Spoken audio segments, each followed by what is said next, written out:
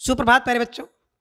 आज हम कक्षा 8 का 5वां पाठ अरविंद कुमार सिंह द्वारा लिखित चिट्ठियों की अनूठी दुनिया, इस पाठ का आदर्श वाचन करने के साथ ही साथ इसकी व्याख्या भी हम लोग करते चलेंगे, क्योंकि बाद में व्याख्या करने से वीडियो बहुत लंबी हो जाती है।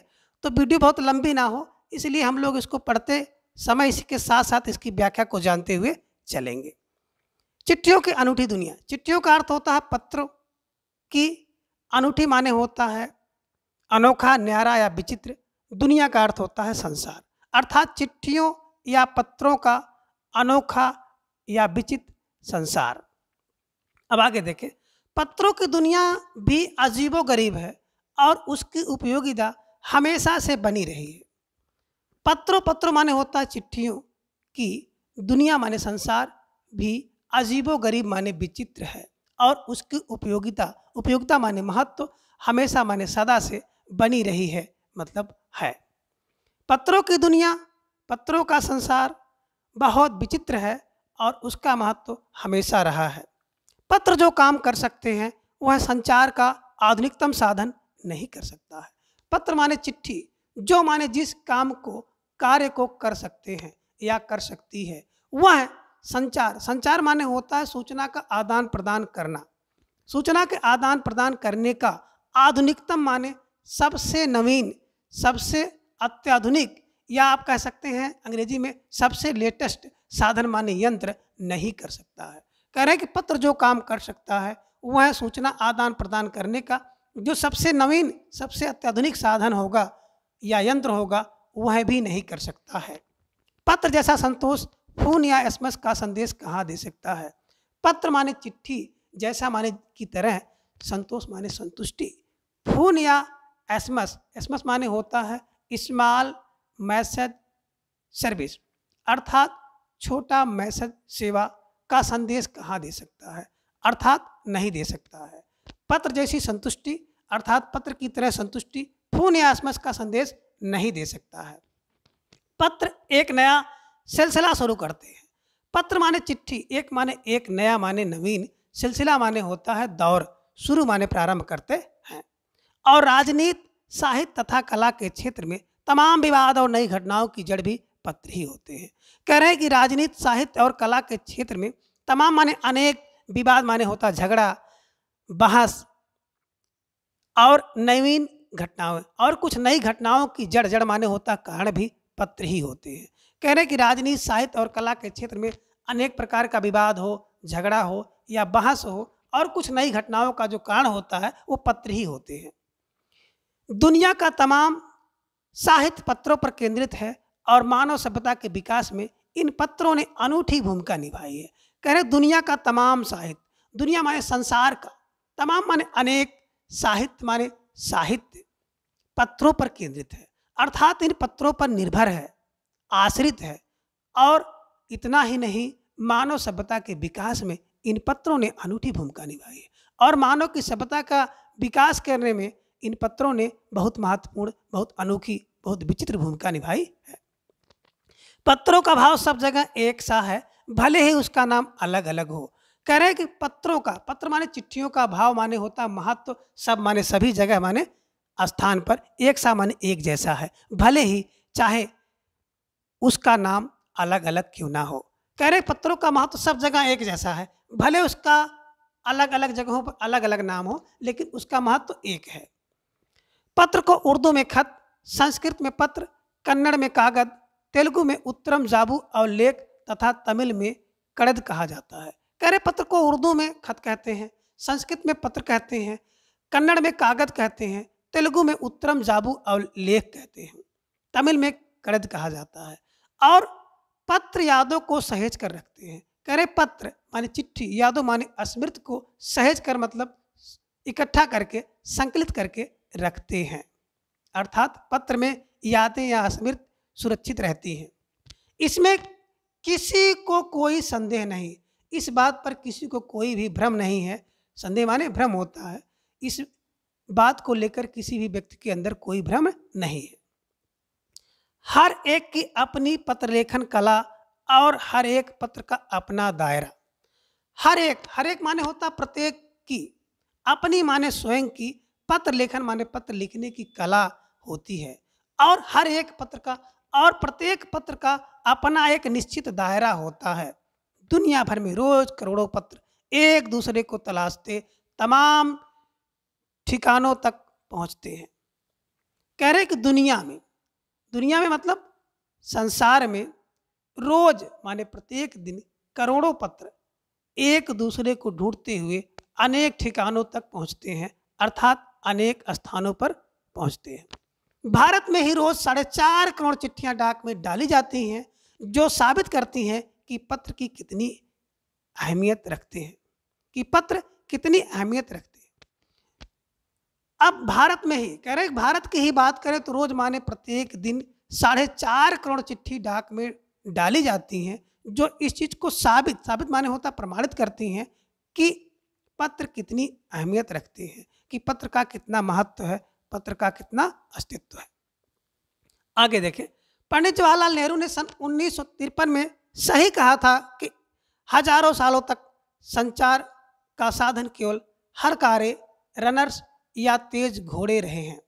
पंडित जवाहरलाल नेहरू ने सन 1953 में सत्य ही कहा था कि हजारों सालों तक जो सूचना का आदान प्रदान का यंत्र होगा केवल हरकारे होंगे, अर्थात रनर्स होंगे, या फिर तेज चलने वाले घोड़े होंगे, दौड़ने वाले घोड़े होंगे, और उसके बाद पहिया आए। आप पर रेलवे और तार से भारी बदलाव आया। पर माने लेकिन, रेलवे माने रेल सेवा, और तार से माने तार सेवा से, भारी माने बहुत बदलाव माने परिवर्तन आया। कह रहे हैं लेकिन रेल के आने से और तार सेवा के आने से बहुत परिवर्तन हुआ। तार ने रेल से भी तेज गति से संवाद पहुंचाने का सिलसिला शुरू किया। कह रहे कि तार के आने से रेल से भी अधिक गति से संवाद पहुंचने का दौर शुरू हो गया, प्रारंभ हो गया। अब टेलीफोन, वायरलेस और आगे रेडार दुनिया बदल रहा है। कह रहे कि अब इस समय टेलीफोन, वायरलेस और रेडार जो है इस संसार को परिवर्तित कर रहे हैं। आगे देखिए, पिछली शताब्दी में पत्र लेखन ने एक कला का रूप ले लिया। डाक व्यवस्था के सुधार के साथ पत्रों को सही दिशा देने के लिए विशेष प्रयास किए गए।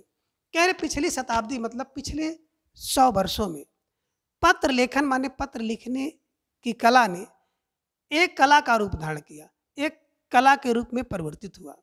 डाक व्यवस्था के सुधार के साथ ही साथ पत्रों को सही दिशा देने के लिए कुछ विशेष प्रकार के प्रयास या प्रयत्न किए गए। पत्र संस्कृति विकसित करने के लिए स्कूली पाठ्यक्रमों में पत्र लेखन विषय भी शामिल किया। कह रहे हैं कि पत्र की संस्कृति को विकसित करने के लिए, बढ़ावा देने के लिए स्कूल के जो पाठ्यक्रम हैं उन पाठ्यक्रमों में पत्र लेखन का विषय भी शामिल किया गया। भारत ही नहीं, दुनिया के कई देशों में ये प्रयास चले और विश्व डाक संघ ने अपनी ओर से काफ़ी प्रयास किया।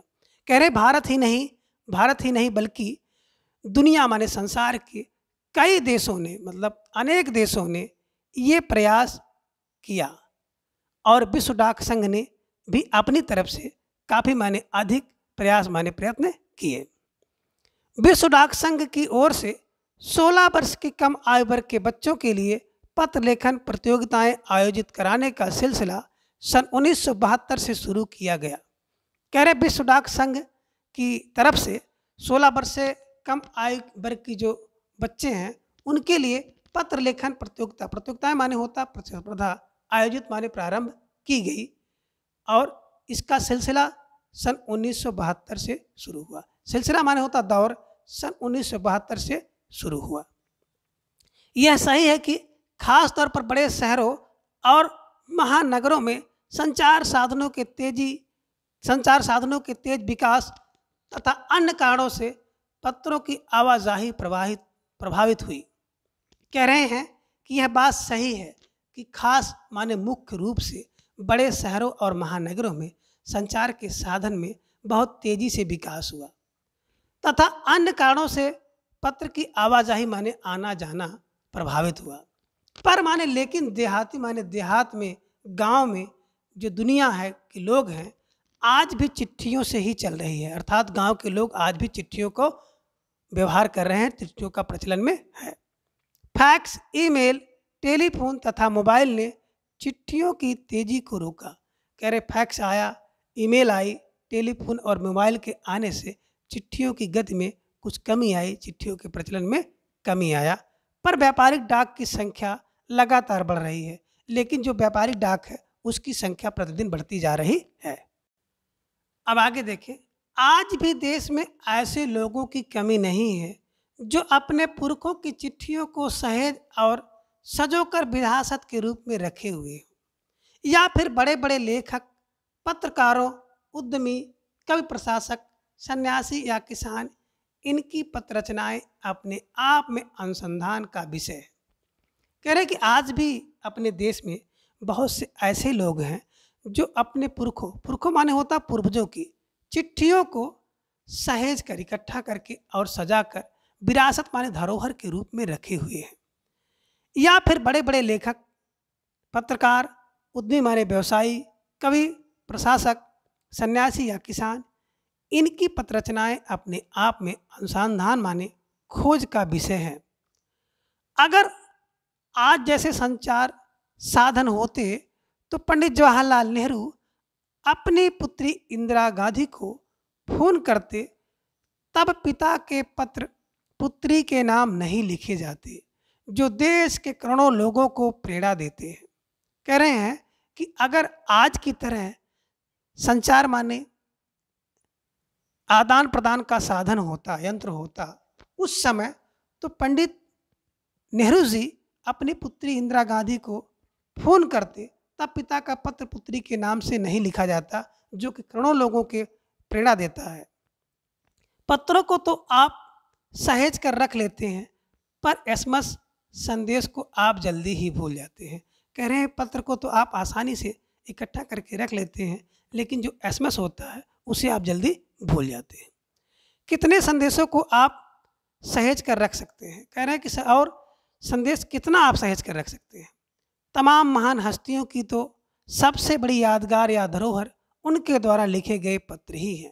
कह रहे हैं तमाम महान हस्ती की बात अगर हम लोग करें तो सबसे बड़ा उनका यादगार या धरोहर जो है उनके द्वारा लिखे गए पत्र ही हैं। भारत में इस श्रेणी में राष्ट्रपिता महात्मा गांधी को सबसे आगे रखा जा सकता है। कह रहे हैं कि भारत में अगर इस प्रकार की श्रेणी की बात की जाए तो महात्मा गांधी जी सबसे आगे हैं।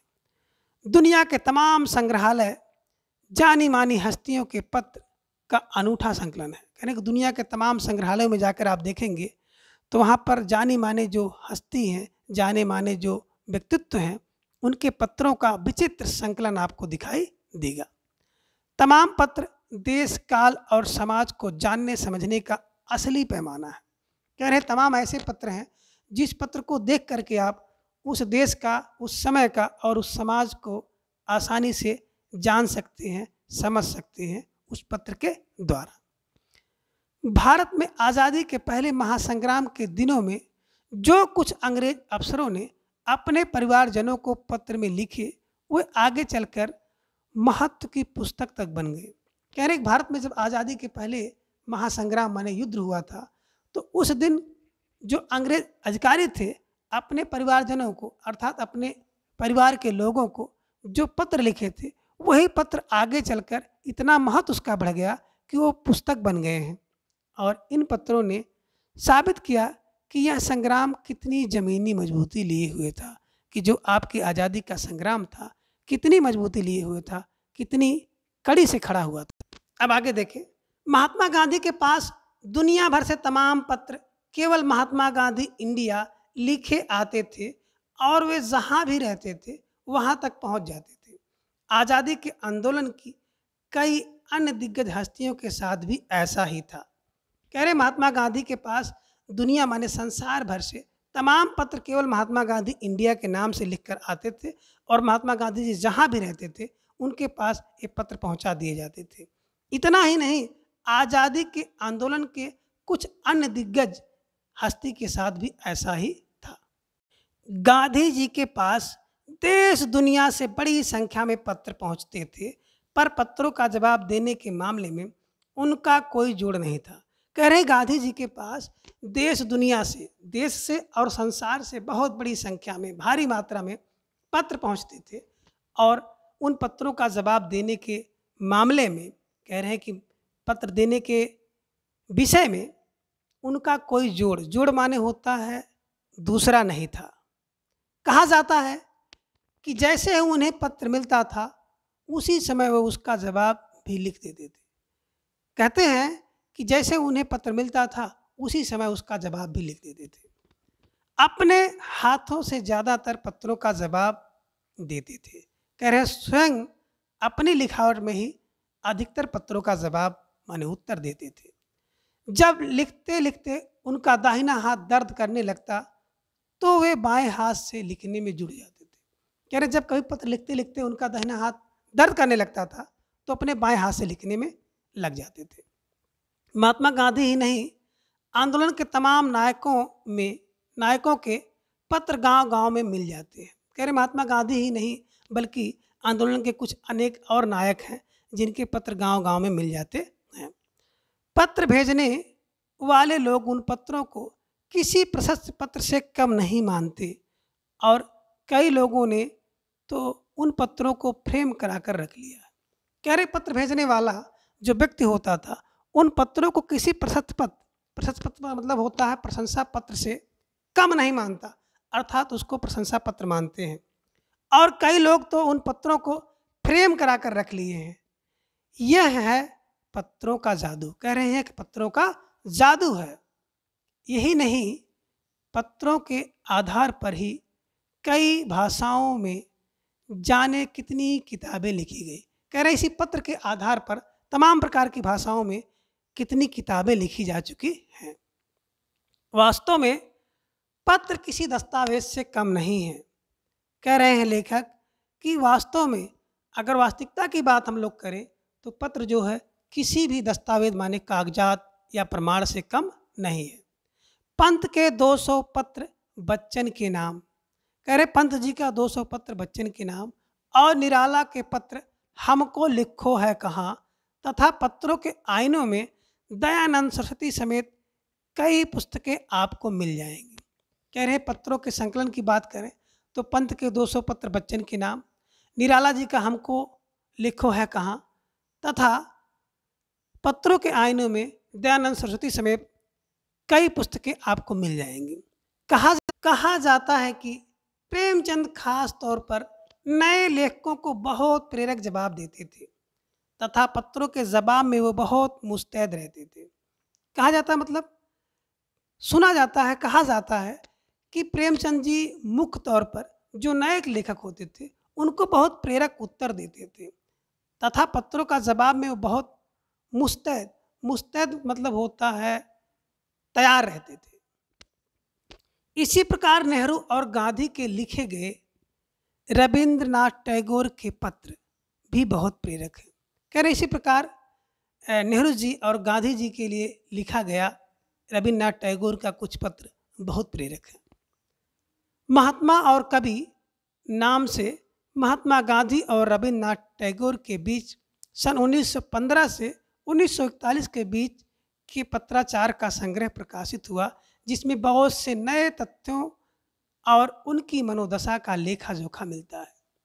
कह रहे हैं कि महात्मा और कवि में महात्मा गांधी और रविंद्रनाथ टैगोर के बीच 1915 से 1941 के बीच जो भी पत्राचार हुआ था उसका संग्रह प्रकाशित हुआ जिसमें बहुत से नए तथ्यों और उनकी मनोदशा का लेखा जोखा मिलता है। अब आगे देखिए, पत्र व्यवहार की परंपरा भारत में बहुत पुरानी है पर इसका असली विकास आज़ादी के बाद ही हुआ है।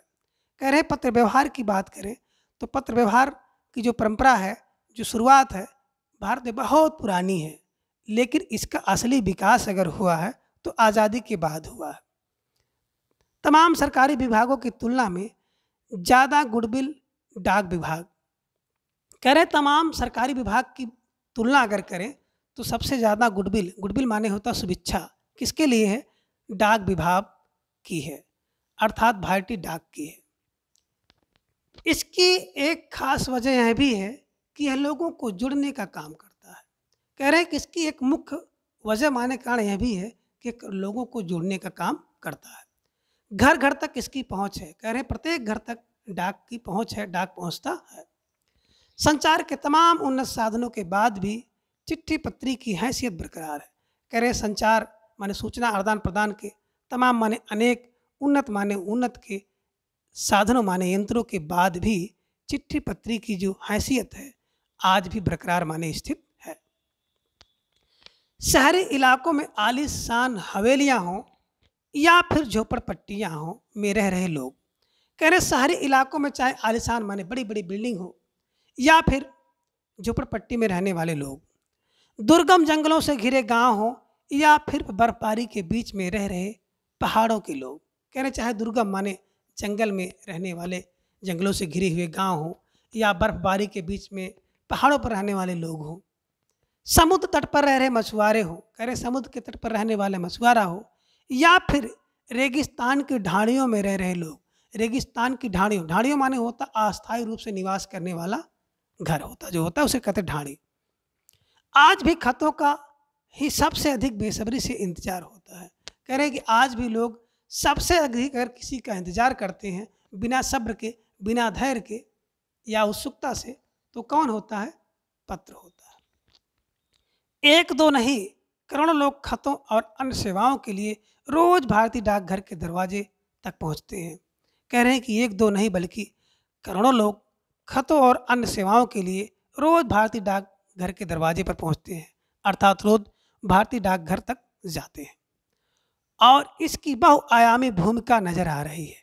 कह रहे हैं और इसकी बहुमाने बहुत सी आयामी माने आयाम की भूमिका नजर आ रही है, अर्थात बहुत से प्रकार से जो इसकी भूमिका है वो आपको दिखाई दे रही है। दूर देहात के लाखों गरीब घरों में चूल्हे मनीआर्डर अर्थव्यवस्था से ही जलते हैं। कह रहे दूर देहात माने दूर गांव में जो लाखों गरीब आज भी रह रहे हैं, उनके चूल्हा अर्थात उनकी व्यवस्था जो है मनी आर्डर की अर्थव्यवस्था से ही चलती है, अर्थात उनके जो घर का सारा खर्च है वो मनी आर्डर से ही चलता है। गांव या गरीब बस्तियों में चिट्ठी या मनी आर्डर लेकर पहुंचने वाला डाकिया देवदूत के रूप में देखा जाता है। कह रहे गांव में या गरीब बस्ती में चिट्ठी लेकर जब या मनी आर्डर लेकर पहुंचने वाला डाकिया होता है, उसको एक देवदूत के रूप में ही लोग देखते हैं, अर्थात देवता का दूत के रूप में ही उसको देखा जाता है। अरविंद कुमार सिंह। तो प्यारे बच्चों, आज की क्लास में बस इतना। अगली क्लास में फिर हम लोग किसी दूसरे टॉपिक पर चर्चा करेंगे और अगर आपको वीडियो अच्छी लगे तो लाइक करें, शेयर करें, सब्सक्राइब करें। Thanks for watching.